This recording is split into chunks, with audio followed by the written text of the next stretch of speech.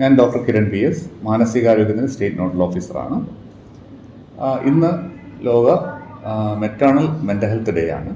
അപ്പോൾ അതുമായിട്ട് ബന്ധപ്പെട്ട് സ്ത്രീകളിലെ മാനസികാരോഗ്യ പ്രശ്നങ്ങൾ, പ്രത്യേകിച്ചും ഗർഭകാലത്തും പ്രസവാനന്തരമുള്ള മാനസികാരോഗ്യ പ്രശ്നങ്ങളെക്കുറിച്ച് അവബോധം സൃഷ്ടിക്കുക എന്നുള്ളതാണ് ഈ ഒരു ദിനത്തിൻ്റെ പ്രത്യേകത. അതിൻ്റെ ഒരു ഒബ്സർവൻസ് അതാണ് ഉദ്ദേശിക്കുന്നത്. അപ്പോൾ സ്ത്രീകളിൽ സംബന്ധിച്ചിടത്തോളം ഈ ഒരു കാലഘട്ടത്തിൽ ഗർഭകാലത്തും പ്രസവാനന്തരവും 15 മുതൽ 30% വരെ സ്ത്രീകൾക്ക് ചികിത്സ ആവശ്യമായ തരത്തിലുള്ള മാനസികാരോഗ്യ പ്രശ്നങ്ങൾ ഉണ്ടാകാറുണ്ട്. എന്നാൽ 5 മുതൽ 10% വരെ സ്ത്രീകൾ മാത്രമാണ് ചികിത്സയിലേക്ക് ഈ ഒരു സമയത്ത് എത്തിപ്പെടുന്നത് എന്നുള്ളതാണ്. അപ്പോൾ ഇതിന് ഒരു പ്രധാന കാരണം ഇതിനെക്കുറിച്ചുള്ള ഒരു അവബോധമില്ലായ്മയാണ്. മറ്റൊന്ന് ഇതുമായിട്ട് ബന്ധപ്പെട്ട സ്റ്റിഗ്മയാണ്, ചികിത്സ നേടുന്നതുമായിട്ട് ബന്ധപ്പെട്ട സ്റ്റിഗ്മയാണ്. അപ്പോൾ ഇത് തീർച്ചയായിട്ടും ഇത് ബാധിക്കപ്പെടുന്നത് വളർന്നു വരുന്ന കുട്ടികളെയാണ്. ഗർഭകാലത്താണെങ്കിലും പ്രസവാനന്തരമാണെങ്കിലും അത് തീർച്ചയായിട്ടും ഏറ്റവും കൂടുതൽ ബാധിക്കുക കുട്ടികളെ തന്നെയാണ്.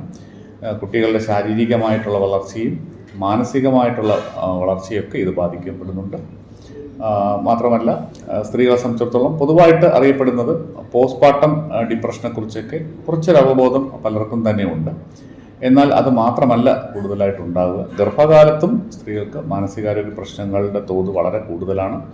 ആ സമയത്തും ഉറക്കക്കുറവ്, ഉത്കണ്ഠ പ്രശ്നങ്ങൾ, വിഷാദരോഗം തുടങ്ങിയ ബുദ്ധിമുട്ടുകൾ വരാറുണ്ട്.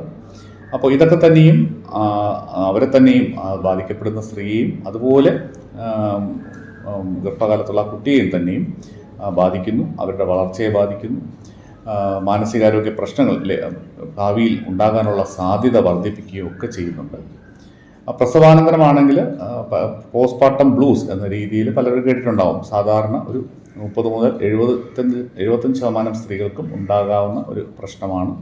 ആ സമയത്തൊരു വിഷാദമാണ് ആ സമയത്ത് ഉണ്ടാകുന്നത്. അത് സാധാരണഗതിയിൽ 3 മുതൽ 5 ദിവസത്തിനുള്ളിൽ വരികയും ദിവസങ്ങളോ ആഴ്ചകളോ കൊണ്ട് മാറി വരികയും ചെയ്യുന്നു. അതിന് പ്രത്യേക ചികിത്സയൊന്നും പലപ്പോഴും ആവശ്യമായി വരുന്നില്ല.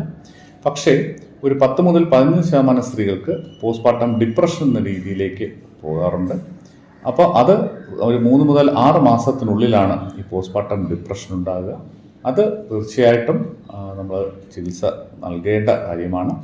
കാരണം നേരത്തെ പറഞ്ഞതുപോലെ അത് അവരെ മാത്രമല്ല വളർന്നു വരുന്ന കുട്ടിയെയും ബാധിക്കുന്നുണ്ട്, അവരുടെ വളർച്ചയും ബാധിക്കുന്നുണ്ട്.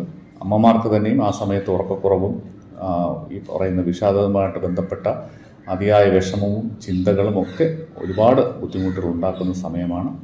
അപ്പോൾ തീർച്ചയായിട്ടും അതിന് നമ്മൾ ചികിത്സ നൽകേണ്ടതുണ്ട്. പലപ്പോഴും ഇതൊക്കെ പ്രസവത്തിൻ്റെയും അല്ലെങ്കിൽ ഗർഭകാലത്തിൻ്റെയും ഒരു സാധാരണ കാര്യമായിട്ട് പലരും തള്ളിക്കളയാറുണ്ട്. അതിൻ്റെ ബുദ്ധിമുട്ടുകളെന്ന് പറയുന്നത് ഈ പറയുന്ന പ്രശ്നങ്ങൾ ഇവർ അനുഭവിക്കേണ്ടി വരുന്നു, കുട്ടികൾ അനുഭവിക്കേണ്ടി വരുന്നു. മാത്രമല്ല അതിൽ ചിലതെങ്കിലും ആത്മഹത്യയിലേക്കും ഒക്കെ എത്തിപ്പെടാനുള്ള സാധ്യത ഉണ്ടെന്നുള്ളതാണ്. അതുപോലെ പോസ്റ്റ്പാർട്ടം സൈക്കോസിസ് വളരെ ചുരുങ്ങിയ ശതമാനത്തിലാണെങ്കിൽ പോലും അതും ഒരുപാട് സ്ത്രീകളെ ആ രീതിയിൽ അതിൻ്റെ പൊതുവായിട്ട് ഗർഭധാരണത്തിലേക്ക് പോകുന്നവരുടെ സംഖ്യ നോക്കുമ്പോൾ ആ ശതമാനത്തിൻ്റെ തോതനുസരിച്ച് ഒരുപാട് സ്ത്രീകളിൽ അത് കാണാറുണ്ട്. അതിൻ്റെ ഭാഗമായിട്ട് പലപ്പോഴും ഉൾവലിയൽ, ഒറ്റയ്ക്കിരുന്ന സംസാരം, പേടി തുടങ്ങിയ കാര്യങ്ങളും കുട്ടികളെ ഉപദ്രവിക്കുന്ന രീതിയിലോ കുട്ടികളെ നോക്കാൻ താല്പര്യമില്ലായ്മ ഉണ്ടാകുന്ന തരത്തിലൊക്കെ പ്രശ്നങ്ങൾ ഉണ്ടാകാറുണ്ട്. അതും തീർച്ചയായിട്ടും നമ്മൾ ചികിത്സയിലേക്ക് എത്തിക്കേണ്ടതാണ്. അപ്പോൾ ഇതിനു വേണ്ടിയിട്ട് ചികിത്സ നമ്മുടെ ആരോഗ്യവകുപ്പിന് കീഴിൽ എല്ലാ സ്ഥാപനങ്ങളിലും ലഭ്യമാണ്. ഇതുമായി ബന്ധപ്പെട്ട ചികിത്സയും മറ്റ് പരിഹാര മാർഗങ്ങളും അതിന് പ്രത്യേകിച്ചായി തന്നെ ആരോഗ്യവകുപ്പിന് കീഴിൽ അമ്മ മനസ്സ് എന്നൊരു പദ്ധതി നിലവിലുണ്ട്. ഗർഭകാലത്തും പ്രസവാനന്തരമുള്ള മാനസിക ബുദ്ധിമുട്ടുകൾ നേരത്തെ കണ്ടെത്തുന്നതിനും അത് എത്രയും പെട്ടെന്ന് ചികിത്സ ലഭ്യമാക്കുന്നതിനും വേണ്ടി ആരംഭിച്ച പദ്ധതിയാണത്. അതിനായി തന്നെ നമ്മുടെ പ്രാഥമികാരോഗ്യ കേന്ദ്രങ്ങളിൽ തന്നെ അതിൻ്റെ സ്ക്രീനിങ് ലഭ്യമാകുന്നുണ്ട്. JPH അത് സ്ക്രീൻ ചെയ്യുന്നത്. ആശമാർ അതിനുള്ള അവബോധം സൃഷ്ടിക്കുന്നു. അവബോധം എല്ലാവർക്കും അതിനുള്ള അറിവും മറ്റു കാര്യങ്ങളും പകർന്നു കൊടുക്കുന്നുണ്ട്. ആൻറ്റിനേറ്റൽ വിസിറ്റ് പ്രത്യേകിച്ചും എല്ലാ ആൻറ്റിനേറ്റൽ വിസിറ്റിലും ഓരോ ട്രാൻസിലും ഒരു പ്രാവശ്യമെങ്കിലും അതിൻ്റെ സ്ക്രീനിങ് ചെയ്യണമെന്നുള്ളതാണ്. അതുപോലെ പ്രസവാനന്തരവും 3 പ്രാവശ്യം ഇമ്മ്യൂണൈസേഷൻ സമയത്ത് മാനസികാരോഗ്യ പ്രശ്നങ്ങൾക്കുള്ള സ്ക്രീനിങ് ചെയ്യുന്നുണ്ട്. അങ്ങനെ കണ്ടെത്തുന്നവർക്ക് ജില്ലാ മാനസികാരോഗ്യ പരിപാടിയുടെ ഭാഗമായിട്ട് ബ്ലോക്ക് അടിസ്ഥാനത്തിൽ ചികിത്സ ലഭ്യമാക്കുന്നുണ്ട്.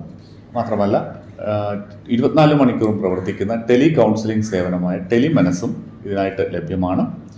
നമ്മുടെ മാനസികാരോഗ്യ പ്രശ്നങ്ങൾക്കായിട്ട് 14416 എന്ന നമ്പറിൽ വിളിച്ചാൽ നമുക്ക് ആവശ്യമായ അറിവും അതുപോലെ ഇതിനുള്ള സംശയ നിവാരണവും ആവശ്യമെങ്കിൽ ടെലി കൗൺസിലിങ്ങും ലഭ്യമാക്കുന്നുണ്ട്. കൂടുതൽ ബുദ്ധിമുട്ടുള്ളവർക്കോ അല്ലെങ്കിൽ ആവശ്യമുള്ളവർക്കൊക്കെ തന്നെയും ടെലി കൺസൾട്ടേഷൻ സേവനങ്ങളും അതിൻ്റെ ഭാഗമായിട്ട് ടെലിമനസ്സിൻ്റെ ഭാഗമായിട്ട് തന്നെ ലഭ്യമാണ്. അപ്പോൾ തീർച്ചയായിട്ടും ഓർക്കുക, 14416 എന്ന നമ്പറിലേക്ക് ഏത് തരത്തിലുള്ള മാനസികാരോഗ്യ ബുദ്ധിമുട്ടുകളോ പ്രശ്നങ്ങളോ സ്ട്രെസ്സോ മറ്റേത് പ്രശ്നങ്ങളും ഈ സമയത്ത് ഉണ്ടാവുകയാണെങ്കിൽ അതിൽ വിളിക്കേണ്ടതാണ്. ഇതിൽ 24 മണിക്കൂറും ലഭ്യമാണ്, തികച്ചും സൗജന്യവുമാണ്.